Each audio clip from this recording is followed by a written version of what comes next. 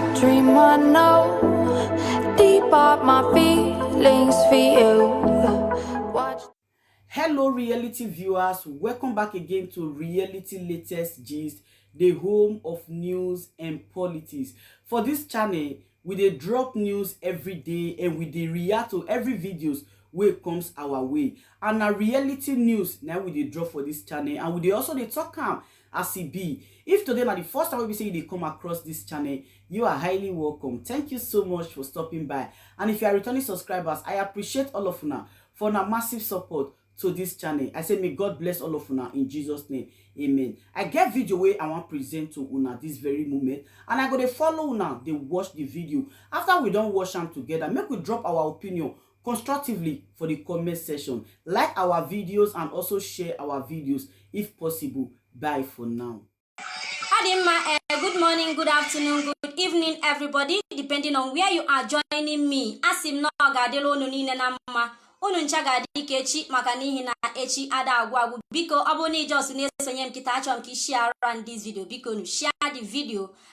We must continue. Egwu abu Prince Chuks Ogoya ọ na-ekene Maazị Nnamdi Kanu. Of course, everybody kwesịrị na-ekene Maazị Nnamdi Kanu by now, because without Maazị Nnamdi Kanu, mụ na gị na-aba agaghị ama our right from our left.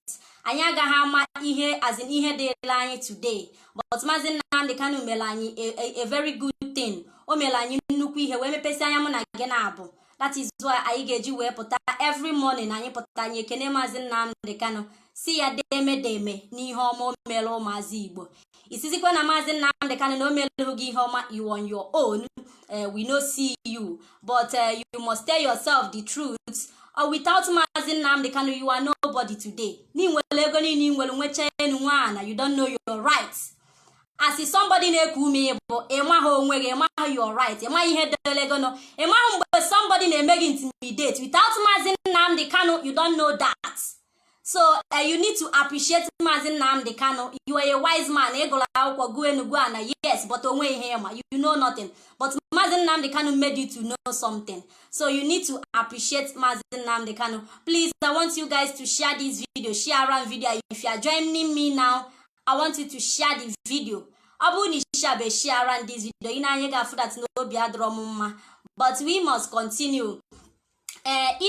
Today, if so many things in but because before I proceed, actually make this announcement because the other last time I made a post on this page, so many people did not comment. Now see, this account is hacked.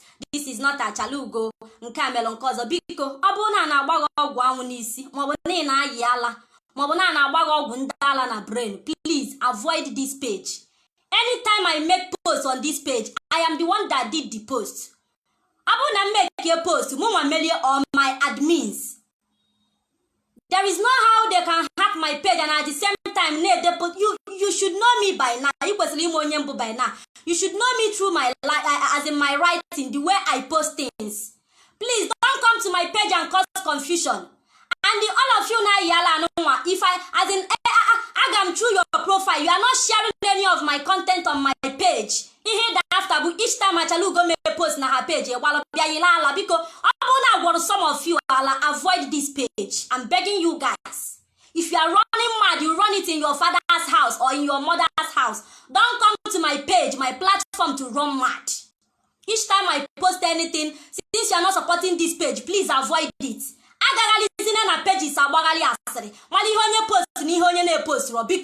Avoid this page.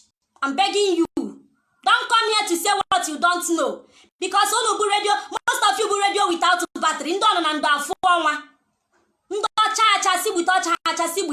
Achalugo's account is hacked just because I said I need urgent 100k. Account never you ever come to this page to display your madness. I am begging you people. You're bikonu. Because I am begging you guys, don't biko. Avoid their page here. If you know that you are the gossiping type, leave my page alone. Biko no.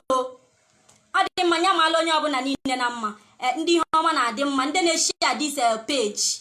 All the supporters of Achalugo, Chineke gozielu mono. Because share this video. Share the video ọ bụrụ sọsọ ebe a na-agba asịrị ka a ga na-share this gospel, please share this page. Achalugo ada agba asịrị ebe ifuru m amamihe, and I am always focused. Ana m apụta otu ana m apụta na-eto okwu mmanụ. No, I will tell you something that you need to hear. In anya today, you have so many things in go on na IPOB. So many distractors. So many people just wepụta onwe ha ka ekwensu welu ha kpara ngwa ọrụ just because of na Maazị Nnamdi Kanu anọghị around these few months. Maazị Nnamdi Kanu na-anọghị around because some of us as the most grown-up people bidoziri na-achala na-emegheri na-distract the whole struggle, which is not supposed to be so. Asị na onye mara asụ ya sụọ n'ikwe, bụrụkwa na ịma ha asụ ịsụọ n'ọkpa gị. Ọ bụrụ nke ịsụ na ala sụọ ya n'ụkwụ gị. Because I'm begging you people, all these things in na this this our struggle, biko don't biko. Everybody should mind his or herself. Imali he put a na Facebook, you focus on it. Abazina asere. Ayagalizina ego. And that destroys the people. Be yourself. Go na madu kucho ogu na nzuzo. Keep it secret. Welu chegu na-eme ihe apụtazi na-ekwu okwu ka iwe distracted the whole thing a na-eme ka ọgụ wee na-ada n'ihu na azụ. Ihe akpala na nzuzo ibupụta n'ife ọ ka gịnị wee mee ka udo wee dị. Onye gbacha asịrị unu gbara na inbox, onye asịrị ahụ ịgba ga-ewepụta Maazị Nnamdi Kanu ebe ọ nọ. There are things you don't need to say na public. Onwe ihe ọ ga-abị n'anya inechala anya. In all these people na yella, they don't come to me because I don't tolerate rubbish. I don't tolerate. I don't take nonsense from it. I don't take nonsense from you. So many messages in my inbox yesterday. Achalugo, are you among those they gave money to fight against DOS, to do this, for crying out loud, for heaven's sake, for kingdom's sake, for God's sake? DOS are not the problem of IPOB. Can you channel your strength to all these Southeast governors? Channel your strength to all these saboteurs, all these senators. Channel your strength to Ifeanyi Uba. Look at what Ifeanyi Uba said the other day on BBC. I'll be busy now, as in now rejoice. On our one seek for Anambra State election. Mbu that coward. And you are there fighting your sister, fighting your brother. Si onye nkaji sigo, onye awenye ego, ewe konkozo. Onye ga-akpọpụta Maazị Nnamdi Kanu ebe ọ nọ. Ka ife ndị a niile gasịrị. Ihe niile a ga-akpọpụta Maazị Nnamdi Kanu ebe ọ nọ. A fighting cause. How are you people planning on how to release Maazị Nnamdi Kanu? Or you fight yourself so ka Maazị ga-eji wee si ebe ọ nọ wee pụta? Why can't you use your number 6? Asiri can never bring out Maazị Nnamdi Kanu ebe ọ nọ. Gossip can never bring him out. Need to show off what you are saying. It can never bring Maazị Nnamdi Kanu out. That you don't take bribe, it can never bring Maazị Nnamdi Kanu out from where he is. Face all these idiots, all these imbecilic Eastern governors, face them. Let them talk.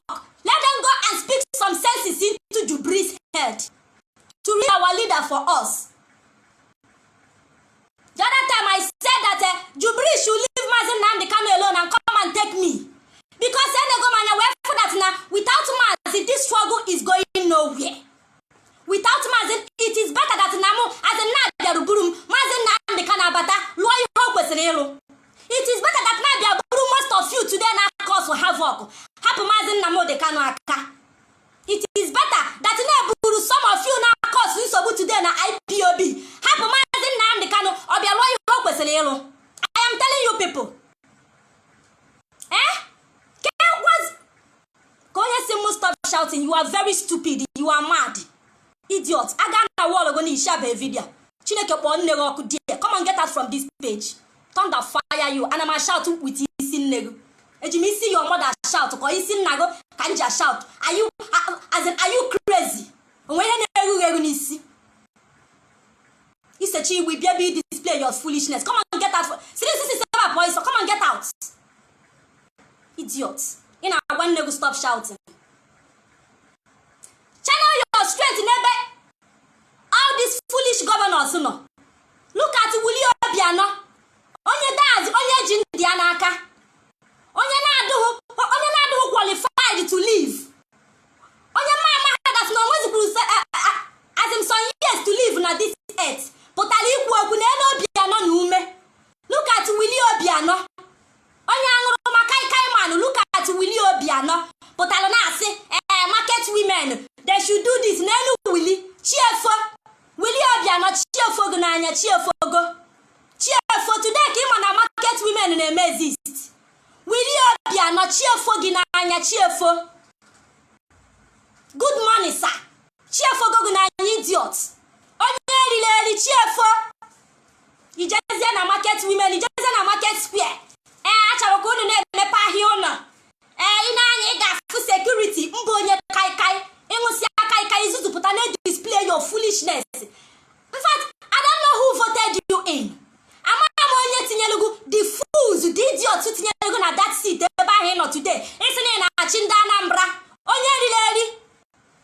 I don't know who voted you in. I don't know the group of cowards that put you there. Amarom. Achọcha the whole men nọ na Anambra State onwe onye afro. Ọ bụrụ a drunk dị ka gị. Ka akpọrọ tinye as Anambra State Governor. Iwe jebe ahụ na-ele onwe gị.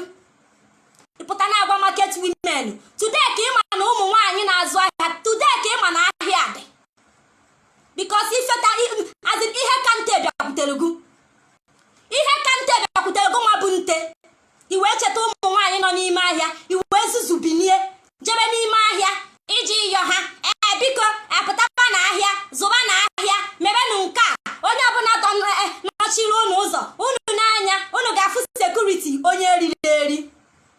A coward that don't have anything to offer.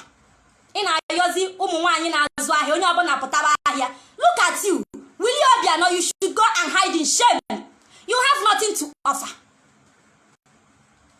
Onwe anything you want to offer. You pụtara na-ayọzi ha biko because of n'ifu go na IPOB. Ọpịakpugo unu niile n'ọhịa. Now when they talk wetin go happen, anyị kwu ha na-eme, anyị egosigo unu that you guys are a bunch of fools. Unu niile, you guys don't have anything to offer. Unu na fight against it at home. I want to ask you guys question today. Because those of you that against, because share this video, share around video. Please share this video. Those of you that against sit at home, now complain against sit at home. So many people are going to today. In any focus yaga, ụfọdụ ukwe na sit at home, ụfọdụ ekwero, and I ka stop or sit at home, ụfọdụ say na aga ha stop ya. I want to ask you people question. All these system governors who bakere anya ha tinye na sit at home today. During the time ejima, as in during the time ndị IPOB ekwubeke sit at home every Monday. Kedu ihe these people melu since eji wee jide Maazị Nnamdi Kanu? Can somebody tell me what all these imbecile governors na South East melu since eji Maazị Nnamdi Kanu eji? Onwere onye ga-agwa m ofu mkpụrụ ihe ha melu? Because the time eji Maazị Nnamdi Kanu, all of us as in anyị niile chịrị anya anyị wụkwasị ebe ha nọ ka anyị fụ their action, ka anyị fụ ihe ha ga-eme, ka anyị fụ ihe ha ga-ekwu. Enegide ha anya, they did not do anything. Onwe ofu mkpụrụ ihe ha kwuru. Ha take any action. They not even send. Ha do busy na akwadosi ike for election. Then oluzie mgbe ndị IPOB come together we may agree on sitting at home every Monday. A sit your first one ha make ya si na o metu ha. They pretended that nothing is happening. No dechi ochigoda awali agota kito ochibego. E we kwa sit at home. That first Monday everybody will sit here at home. Oluzana said then how we be do come ego ni na ha as in ego ha lose through that first Monday. Before we be call lawyer off, people will kwechiri. We continue na sit at home. Today, the thing na puzi na egwu. Hani na we be do na agbagali na. So I want to ask you people today. So without that sit at home, abu that na nye with a brain and you we put other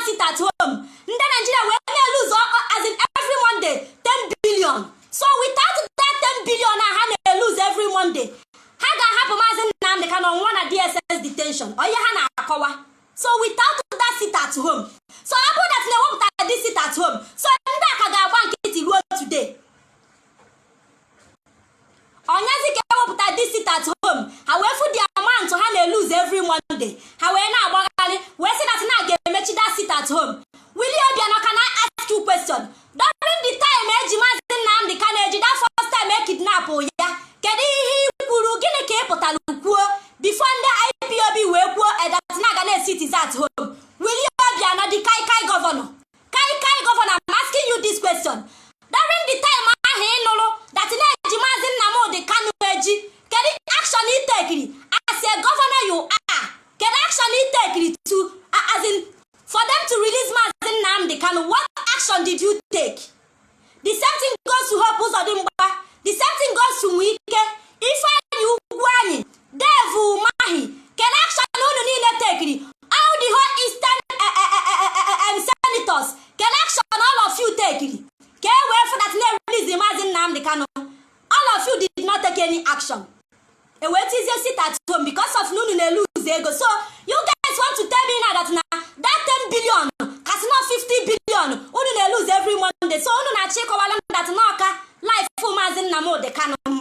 Abi ega unu lose kono mpa. Unu ji we bi dokita agbagaliba. But I'm sitting here this afternoon to shock you guys. If you that sit at home, all the whole people who question that na ha ga sit here, it must continue. Willie Obiano ga-amakpo River Niger. Agwalongo I person I told you. Igwalalia too much njidegu.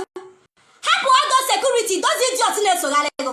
Those cowards na-ebugharị egbe na-esogharịgo. Keep them aside. I personally, aga m akwapụgo na River Niger Ọnịcha gbaa gị mmiri.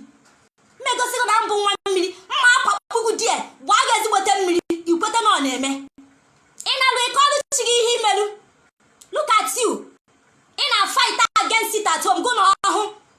Go na amu in a manyagali. In a fight against it at home. Sit at home. Sit at home. The time I hope that sit at home. Get action who you take it. Get action who you take it. After that na ha Maazị Nnamdi Kanu. Unu wela anya na-enegbu anyị n'anya. Unu wee nọdụ wee wela anya na-enegbu anyị niile n'anya. Ka unu mara ihe anyị ga-eme. Kịta unu afụgo n'ihe anyị na-eme na. You people have seen the stuff we are made of. And don't know my people, let me tell you guys. Without this thing and email, without this sit at home, all this meeting around now, plan under Bijani and the woman again. Kahachi and Yochi, Kamali Hani game. However, no, we relax, ya. As in, do let's consign. If I knew back and the BBC Opitalia, or Wepatana Kawalunda BBC, that's an Atagolundi Wafufu, even Maazị Nnamdi Kanu Eji, na Atagoli Afufu. For that, Maazị Nnamdi Kanu won a detention. All if I knew back, but on a BBC, where you're poor. They never saw this sit at home coming. They never see it coming. That's not again with something like sit at home every Monday. You was going to lose every Monday, and they will continue to lose that money. If you people, please share this video for me. Share around video. If you guys will continue to lose it until they have Maazị Nnamdi Kanu. Look at you people. We don't fight against sit at home. Sit at home. Sit at home. Be him maybe. Onofuna Biafra land. This sit at home. So say be him maybe. Onofuna Biafra land. When him maybe also onofuru. Biafra land then when international airport. And when seaport na Biafra land niile. Nke Port Harcourt to dado anaghị eme nchukwa. Onweghị ihe a na-eme die. Aja so relax ya. Wele anya na-enegbu ụmụazị Igbo. Jubri bịa na Biafra land the other day na-ezuzugharị. Emebe ọya ọnakpuo. Ọnaruo bịazie na-eche echiche ka nweke. Ịma na ọ bụrụ na agbagha ụzọ were mgbe ọ dị echi. Ihe m na-achọ ịgwa unu today. If through this money the government in a lose, how can find as in how can wear ya? How can like ya fiana Nnamdi Kanu? So that is why we should continue. Then getting a hagane sit at home. Gaga and Agapahamaji chacha. Abona Magahaga matcha. Even the IPOB could go west can stop what sit at home, but to people Kwechile. Under Kwechile, who are you to stop them? People decide on their own to be sitting at home. You are nobody to stop them, my brother. So you don't have say on that, as in on that side. You don't have any say. They have decided to be sitting at home for as in so that they will release Kanu. If you ask me, it is not a bad idea. Obu ihe ọjọọ ka ọ bụ. They love Mazi Nnamdi Kanu. Ihe a ka a na-akpọ ịfụnanya, love. Love. Ha achọghị ma they don't want to know. So you have no say. You don't have anything to say about it. When her right in where they stop, people that willingly want to be sitting at home, and you are trying to stop them. My brother, my sister, you are nobody. You can't stop them. The sit at home must continue for those that have decided to be sitting at home. So that is it. Sitting at home abụghị abụ ihe mmebido na Biafra land. Ọ bụ sọsọ ebe ihe mmebido na banye. There are so many things we are lacking. Let all these imbecile governors put things right. Let them speak. Ebe ha si na ha bụ ọnụ na-ekwulu ndị Igbo. Ha kwuo okwu. Let them talk. Let them speak to all this idiot a na-akpọ Jubilee. Nya hapụla anyị Maazị Nnamdi Kanu. As simple as that. Onwe ihe ọzọ a na-ekwu maka ya. Ọ bụrụ na hapụ Maazị Nnamdi Kanu today, the sit at home will stop tomorrow. Yes. But unu jide oji onye na ji onwe. Unu jide Maazị Nnamdi Kanu. Biafrans will continue to sit at home. So it's better you do the needful. Hapụrụ ha leader ha aka. Leave our leader alone and the sit at home will end. Minus that, onwe ebe unu ji azụ eje. Yes, onwe nke agụla na-achụ izu ezu. Abụrụ na hapụ Maazị Nnamdi Kanu aka, the sit at home will continue. And then sit at home onwe ebe unu na-eje o. Yes.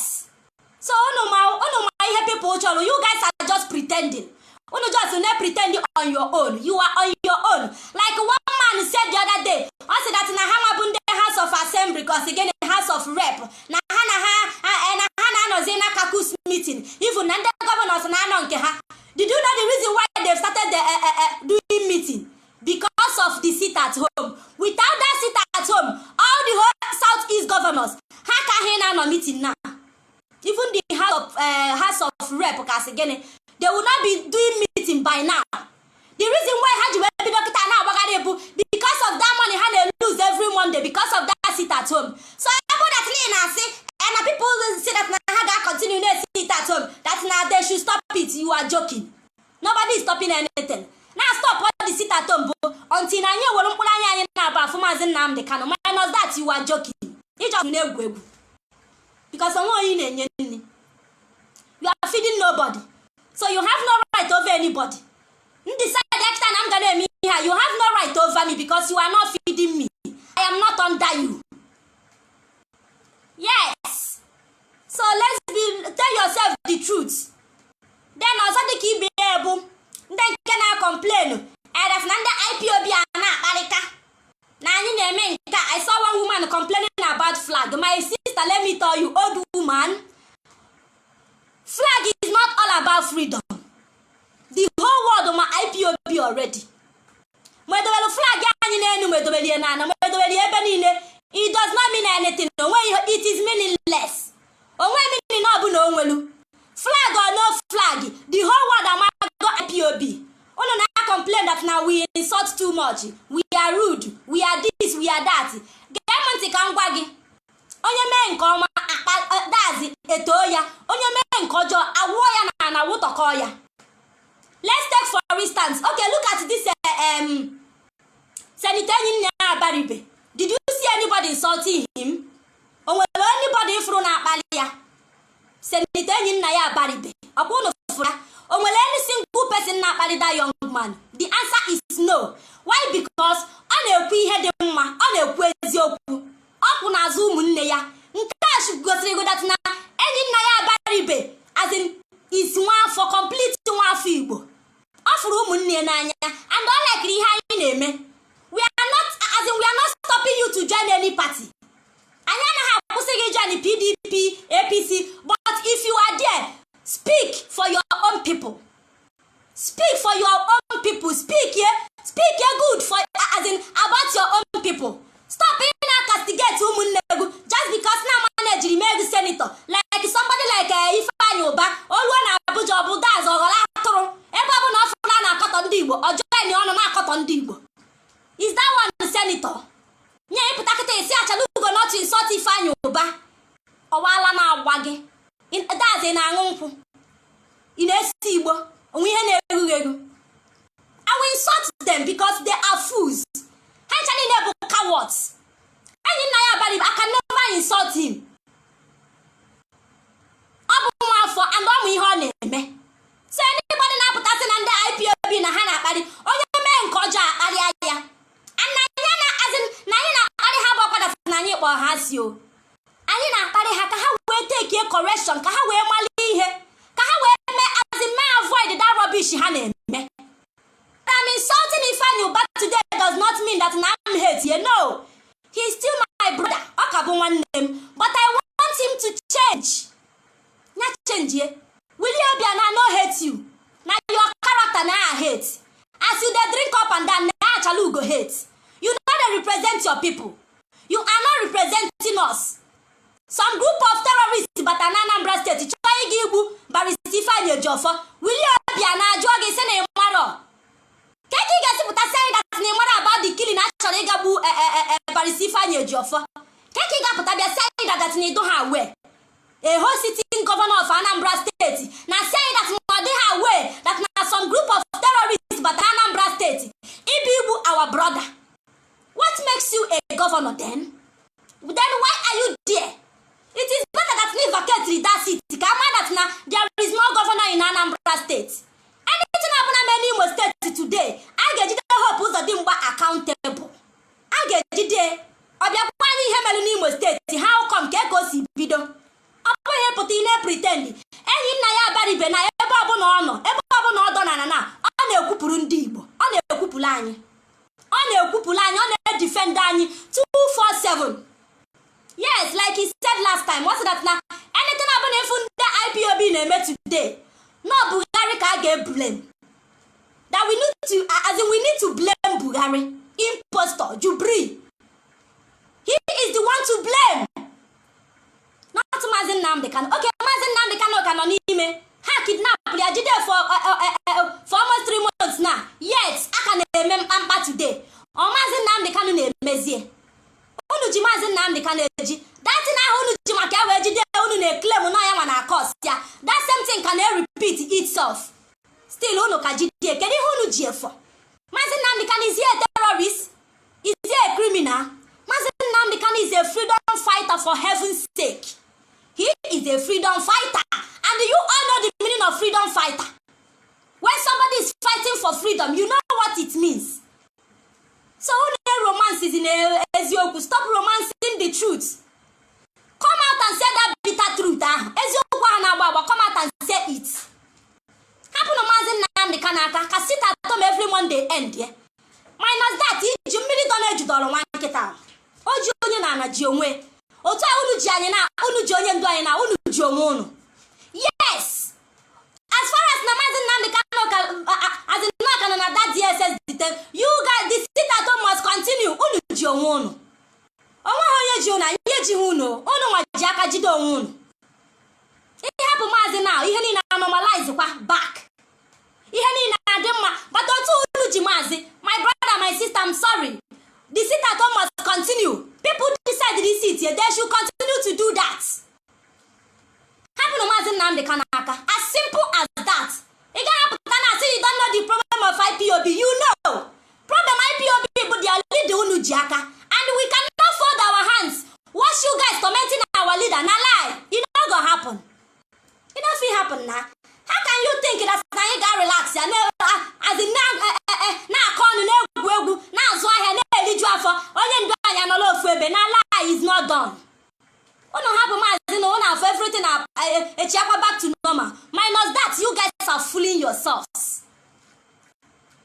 On Monday, I challenge you on Monday, Putilo. On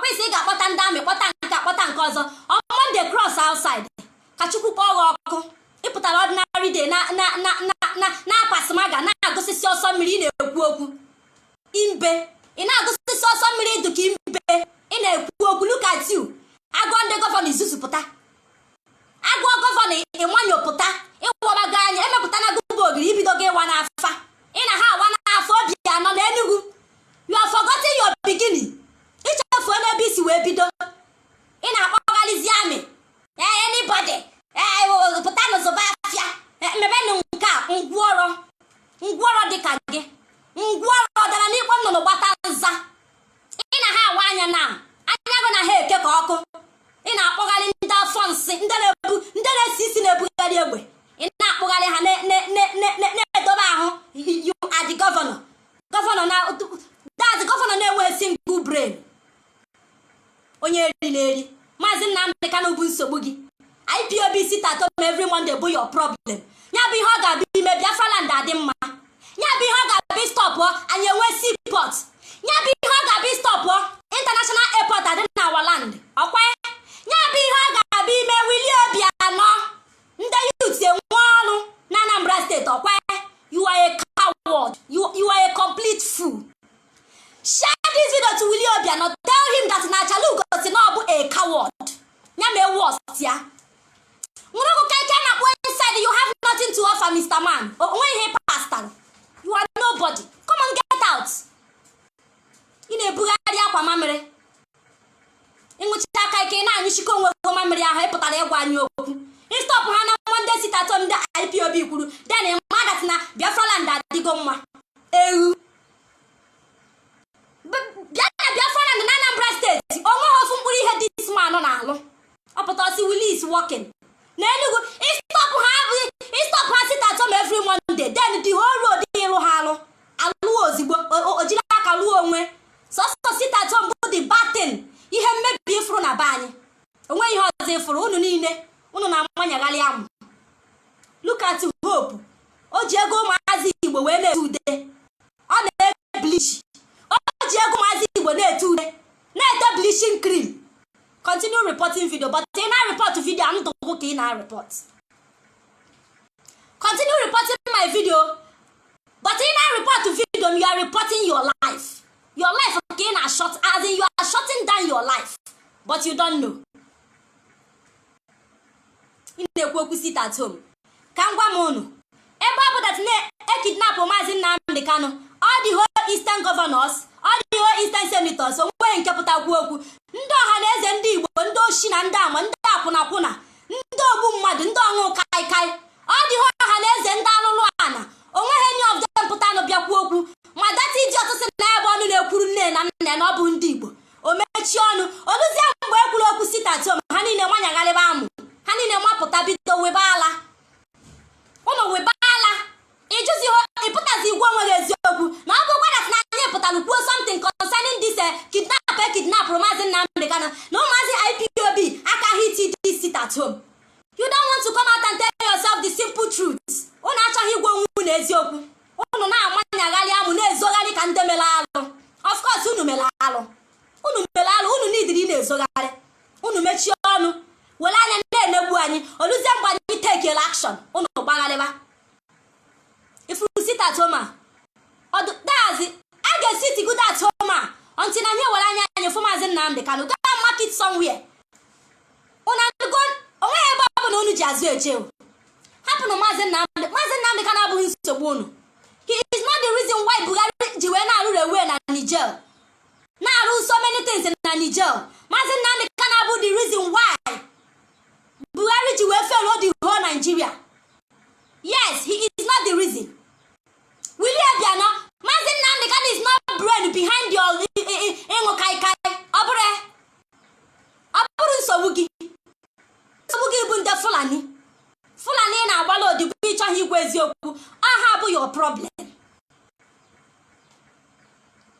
so that is it the sit at home must continue for those people that didn't sit at home ana m achụ nkịta na nsị aga m eri dị nsị ị na-stop ndị volunteer ndị decide nnọọ that na ha ga na-esit at home ị na-asị ha sit at home ọgụnwa ga-esi itie are you going to make choice for them na you go make them as in na you go make choice for them ọgụnwa ga-agwazi ihe ha ga na-eme nke iji bụrụ onye nke eji esi amabe nna ga ejebe onye I leave people to sit at home if they decide to be sitting the whole year at home it is none of your business after all you are not feeding them onwe onye na-achalụ moto so ịgwa ha stop sit at home because stop that don't do that because allow them to sit at home if you want to sit at home nobody is disturbing you sit at home let them release Maazị Nnamdi Kanu prophet ka m soro unu na-akụ asịrị unu na-akụgharị iche na asịrị unu na-akụ na ya bụ my problem. Iche na ya ga-ewepụtara anyị Maazị Nnamdi Kanu from aka ndị ilo ndị abụla ọnụ. Ịkpọpụta ya kpọpụta ya leader from aka ndị abụla ọnụ nọ ebe a na-akpọ asịrị onye asịghị onye asịghị gị. Common sense unu ama nwe. Common sense is not common. I don't gossip achalu ga-ada agba asịrị. So unu na-emekwa that rubbish na asị na-ekele ego ekeghe ego. Don't bring that nonsense to my inbox. Don't come to me for that rubbish. Don't do that. That's ihe channel onwe nna bụ how to as in otu a ga-esi wee mee ka Maazị Nnamdi Kanu pụta ebe ọnụ. Ị na-afa ya ọdịsi imbecile governor si pụta ebe a na-fight your brother and your sisters. Kedu ihe na-eme gị? What's color of your problem? Ke color nsogbu gị? N'ịgbachara asịrị akwụkwọ onye nyere gị ego na onye enyeghị gị ego. Onye ga-akpọpụta Maazị Nnamdi Kanu ebe ọnụ? Keep every rubbish to yourself and let us go and bring Maazị Nnamdi Kanu out. Biko, don't bring that rubbish to my inbox. I'm not interested. I don't want to listen. Because of the reason why I am here. Don't do that. All the whole things people now want in inbox. We shall talk about that at the right time. Now the normal time. Ihe niile ha na-keep for long. A ga-ekwie. Ekwe aka pịa ya ọnụ atụ onye ọbụla mmehie n'ihu mụnwe ịpụta ebe ịtụ mmadụ mmehie n'ihu na enwe m time ahụ ihe m chọrọ bụ ka Maazị Nnamdi Kanu pụta. I refuse to be distracted. You cannot distract me. IPOB to IPOB, we are not the problem. Nsogbu anyị na-enwe bụ imbecile governors of South-East. Onye bụ nsogbu anyị na-enwe. Somebody like Willie Obiano, Dave Umahi, Ifeanyi Ugwuanyi, Okezi Ikpeazụ, and the hope Uzodimgba the bleacher, and the Wike ọchụnta o ji anụ ụmụ mmadụ achụrụ nta. Ụbọchị anụ ga-agụ ya oje kpọta ndị terrorist na nọtụ si ha agbagbusiwe ụmụ mmadụ a na-agbagbu ụmụ mmadụ ka ebe a na-agbagbu anụ n'ọhịa.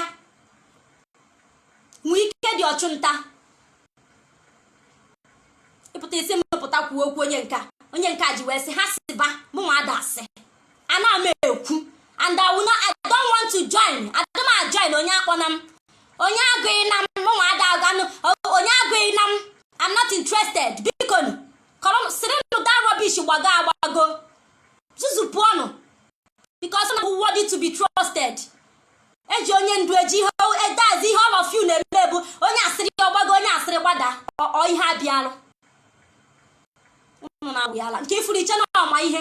Ọ dị so ụmụ akwụna women nọchasị na US nke ifuru ọgbagido na-asị ọgbagido ga-akwụna agwụ gị ike ọbata na IPOB ọ na-akọsụ confusion. O jide isi onye ọja aka ọnụ kụrụ na asịrị ahụ bịa side m ka ndị unu rigirigi unu na-apụ ala American Miss Road. Ndị egwu share the video biko share the video ihe m na-achọ ikwu unu today bụ that na ihe ọ bụla unu na-eme na-emesi ike because mgbe anyị ekwubeghị okwu sit at home all the whole South-East governors onwe anything ha mere about the release of Maazị Nnamdi Kanu otu a ga-esi release onwe dị any of them kwutere n'okwu orisi kịta na wee tiri sit at home ha niile gbagharịba why ha ji agbagharị ka ihe ha ji o mere the needful at the right time eweti sit at home why ha ji agbagharị around ọ ihe ga-ajụ onwe gị a sị akwụsị sit at home ma hapụ Maazị dọpụta ya afụbeghị Maazị anya we never see Maazị. So let them release Maazị Nnamdi Kanu, then the sit at home will stop immediately. Minus that, I am sorry to disappoint you guys. The sit at home must continue. I don't send you. I don't even send you whether it affects you or not. Because during the time I put to be sit at home, anybody take action. Anybody sit at home, up and down. It must continue. I gotta continue to sit at home. I gotta sit that at home. So Abuja that na wopta this sit at home. Otu akunu ni na ga-esi wee nọlụ. Ndị Fulani wee wala our leader wee na agwoji na agwo abacha. Okwe, Abuja na wopta this sit at home. Unu ga-esi ụta relax ya. Mechie n'ọnụ. Ndị Fulani ewolo onye ndu anyị na-emeli ihe sọrọ ha nụ. Okwe. Okwe flag unu na-lose every Monday. Unu ga-lose good day lu kwa ụbọchị unu ga-aba grave unu. Unu ga-lose na life life join ya, not only money. Starting from next week now, unu ga-ebido na-lose ndụ unu. Not only money. Na-lose billion, it will not be enough. You will start losing your life now, one after another. Onye lose your life here today. Next one, onye lose your life ya. Kunu wee maluke n'ihe. Kunu wee maluke n'ihe. Sit at home na agbaghala. Ilu seaport na Biafra land ada agbaghala. Iwebatara anyị development na Biafra land ada agbaghala. Ada agbaghala. That na ndị Fulani ji our resources na build their own side. Ada agbaghala. No stop sit at home na agbaghala. Nya bụ yo that's nya na-echugula nya bụ nsogbu gị. Akwụsị ha sit at home iwe a man that na Nigeria adịgo mma. Okwe. Ọ ga-anya unu n'eze. Not only losing money, you will lose your life join. You can lose your life join ya. If I knew ba agwa gị ọ bụrụ na ịkpachapụ ha anya go election na-akwado anụ m ihe ikwu the other day that is not go bụ highest na ndị niile na-azọ for governorship na Anambra State na go bụ highest na-eto onwe go ịma na asị na nwanza na-ele onwe ọkụ ọ sị na ọ na-aha mmanụ Ifeanyi Uba you are digging your grave but you don't know ọkwa gị ọnụ uluru gị n'okwu but ị chọghị ịpụta kwuo okwu but ọ ga-anya gị n'eze very soon. Share around this video, share this video. My people, if you are supporting those sitting at home, continue. Let them continue to sit at home until na happen Mazi Nnamdi Kanu onye na-anwụnya je nwụọ. Ị na-amụ isi na wọ, je ma isi na wọ. Ị na-amụ isi na wọ, je ma ya. Unu na-apụ ala. Maka na asị na alụ gba afọ ruo omenala. Na this our na this Biafra land ka ọ ga-abụ mmadụ pụta ejide nwanne enwe ka o mechie ọnụ unu amụtago alụ na mpụ na aghụghọ ekidnapụ maazị unu mechie ọnụ fodisi aka unu na-eji anya na-enegbu anyị oluzie mgbe puturu sit at home ịgbapụta amalụ dat n'Imo ekwu okwu Willie Obianọ wee cheta ndị amị Willie ifu gị amị ahụ ị na-akpọta ga-agbagbu gị ọ mụ na gị na River Niger ka m ga-akpakpu gị jee ebe ahụ jebe obodo ijije ị na-apụ ala ịnwaghị ihe onye kaikai iche na Biafra bụ ebe a na-aṅụ kaikai iche na Biafra land ebe a na-aṅụ kaikai Mr. Man iche na na-aṅụ kaikai na our land ị na-awụ ya ala ekwusi ike gbagharịba ị na-etretin ndị na-azụ ahịa o nwere onye nyere ego ji bido ahịa Willie Obianọ o nwere onye bidola ahịa na Anambra steeti ka right inwere threatening people ọgụ ga-agwa ha mgbe ha ga-ejila ahịa ha Willie Obianọ I'm asking you ọgụ ga-agwa people when they will sell their market kedu ihe gbasara ahịa ụmụ mmadụ ị na-ego ụmụ mmadụ ahịa o nwere nke inyere ego bido ahịa what is your business with Anambra State market Willie Obianọ gịnị gbasara ngwa ahịa ndị mmadụ o nwere ndị mmadụ ya gbatara ahịa idiot Chukwu ga-akpọ gị ọkụ very soon that kai na-aṅụ ị ga-aṅụ ya n'inigo very very soon ọkwago gọvanọ na-ekpere ebe daazị nyụọ ọgụ akpana ibegha ebe mana enyichika n'ebe niile ọ ga-efu gị n'anya very soon look at you ị na-command the people anybody na-afụ na emepe ha ahịa awụl asịfụ na ịlọ ọkụọ ime ahịa ịlọ ọkụọ ndụ ha during the coronavirus unu na-akọgharị during the lockdown unu si na coronavirus the palliative ebutere ọkwụnụ niile erichara ya agụ egburu ụmụ mmadụ ọ bụzi ịgbachie geeti ahịa agụ egbu ụmụ mmadụ common gate ime ahịa ịgbachie ya ifiru that na people ga-anwụ Willie Obianọ go and lock down Onitsha market jee gbachie ya ka ụmụazị Igbo gwagadat na ha azị ka ha gwago the stuff they are made of mgbe atụrụ gị ụjọ aga na a ga-akụgụ dogadoga akụ ọ ga-atụ ọgụ ịga makwa ego na daazị makwa ego na da gate ikwete na ọ na-eme ị na-apụ mmemme ị na-awụ ala ụmụ mmadụ nọzikwa months na indoor na-ebu ọnụ ha anwụghị mgbe ahụ ọ bụrụ kịta ịbịa late ejizighị imechi ahịa amaja anyị ịnanya ejizighị imechi ime ahịa amaja awa people ọ malụgo anyị ahụ mechie ahịa and anyị ga-survive you are a coward come on get out because share on video share this video share the video ndị nke na-asị na na-akparị gọvanọ na-akparị senetọ na-akparị onye nka ime nke dị mma a support gị eto gị ime nke ọjọọ akparị agụ that is it anyị ada akparị mmadụ anyị amaghị otu esi akparị mmadụ ihe anyị na-achọ na-achọ bụ nwere onwe our land, and anyị ga-enwerịrị nwere onwe. Ifu Biafra anyị ga-enwete, kama ama nwete Biafra, kama that is ebe ọkụ nyọrọ si kposa ọwa there. Ebe ọ bụ na ọkụ nyọrọ kposa ọwa that place. Ada ekwuli okwu. Unu ma na-egwula egwu, anyị ada egwu egwu. Ndala, share the video. Share around the video.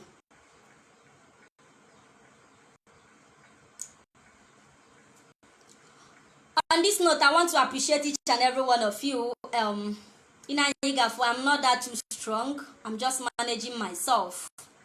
I decided to come out and say this because I don't want my hate maybe on atakasi manyaki. Because now my last strength can't wear, but I will use it and talk. Be focused. Don't allow any gossipers to distract you. Learn how to mind your business and you will live at peace. You can live in peace. You need to be your life in peace. In peace. In peace. In peace. Don't engage yourself as a necklace. How many people na inbox every day? Now, one of my people. You get on them. And when I'm tired, I don't gossip. I don't do that. Because I'm begging you people, please be focused. You have been in a see for that never put a man in the canon. No sinaka do John Dablon, no sinaka hapota. That is what we want for now. Any other thing is inconsequential. No nyaji wago, onyaji bribe wago, onyaji nyego. It is inconsequential. That is not what we want for now. Then you come out and tell us those people that bribed you there. Go and be speaking against DOS. Then you want kapota. Mistake. What kind of mistake is that? Chena freedom fighter. Because we're gonna get out from here. My people, because I appreciate each and every one of you. Don't because share around this video. Share the video. We must continue. Our leader must come out victorious. Oga Potalelena with him. Not even Jubri can stop it. Abroad, these imbecile governors, they can't do anything about it. They have no choice than to do meeting on how to release Mazen Namo the canon.